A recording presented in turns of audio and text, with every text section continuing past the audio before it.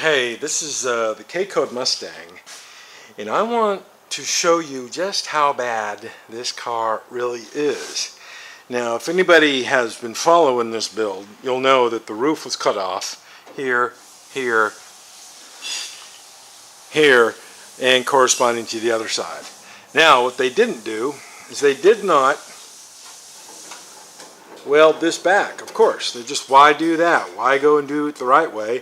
Let's just go ahead and weld the quarter panel, the outside. But this inner structure was very weak. Look at this. That's where the other weld was, right? Well, there wasn't a weld there. That was where they cut it. Completely flimsy. This whole strut, whatever you call it, strut support mechanism is completely shot.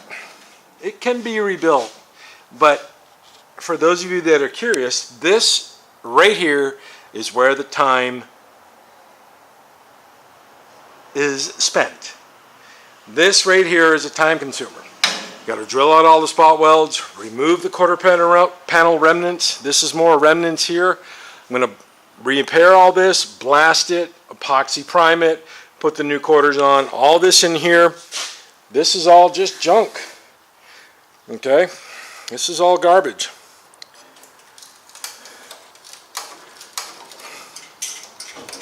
You can see that whoever, the previous owner, they smashed in, I don't know if the light's that good, they smashed in that lip on this trunk floor, or whatever this floor is, this hump floor right there.